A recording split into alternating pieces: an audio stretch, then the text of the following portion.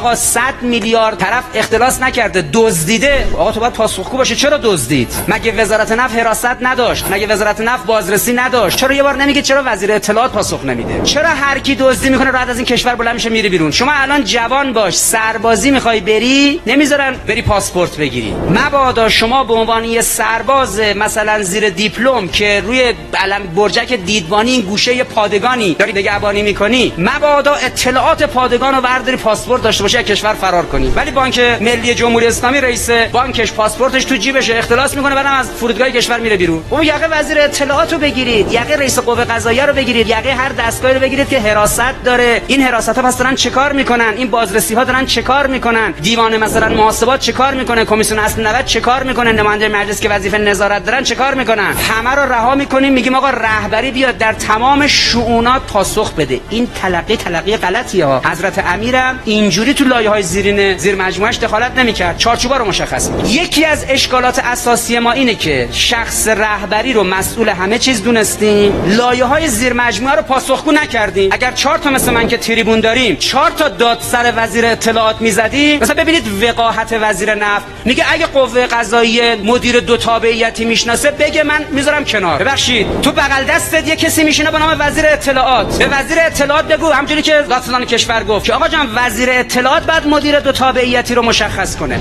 یعنی نمیدونه ساختار حکومت، توپو میندازه تو زمین قوه قضاییه. خب مدیرای دو تابعیتی خائنانی هستند که این خائن کی باید شناسایی کنه؟ وزارت اطلاعات.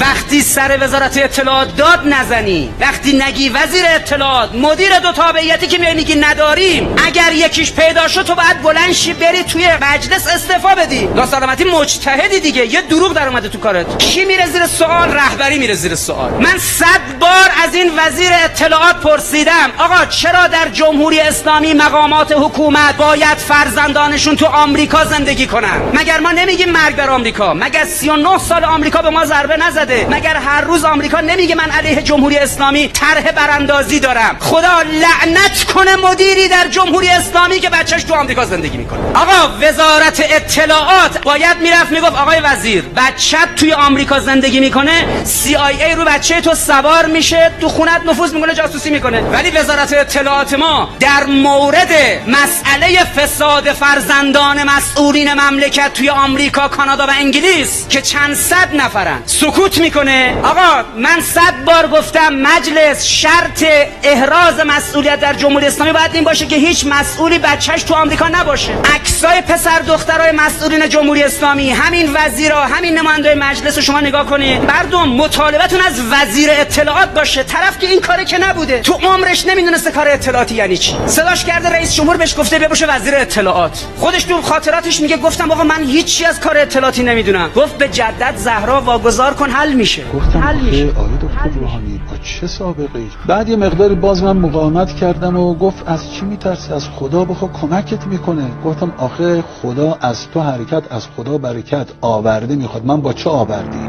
گفت علوی تو آورده نداری، تو پسر فاطمه زهرا از مادرت کمک بخوای بچه‌شون رو رها میکنن تنها میذارن. گفتم آقای دکتر حالا که اسم مادرم زهرا رو آوردی چه؟ آقا جهت فلش اعتراض ها رفته سمت رهبری، بی‌عرضگی قوه قضاییه، بی‌عرضگی سازمان بازرسی کل کشور، بی‌عرضگی وزارت اطلاعات و بی‌عرضگی صدا و سیما، همه اینا موجب شده فلش حمله رفته سمت ولایت فقیه، رفته سمت اسلام. آقای آموری لاریجانی، آقای علوی، هیچ مسجدی نیست که ما بریم مردم نگن چرا ناکارآمدی وجود دارد مقصر شما. هیچ دانشگاهی نیست که ما پامونو بذاریم مردم اینو نگن. بیکاری شما، بی‌عرضگی شما، بی‌مبالاتی شما جهت فلش مسئولیت ها رو برده سمت رهبری. آقا برخورد کنید، یه مقداری انقلابی برخورد کنید. اگر مردم میگن چرا رهبری مثل امام علی برخورد نمیکنه، قوه قضاییه دو تا از برادران گردن کلفت مسئولین این مملکت رو بذار کنار چوبه دار تا مردم بفهمن یعنی چی.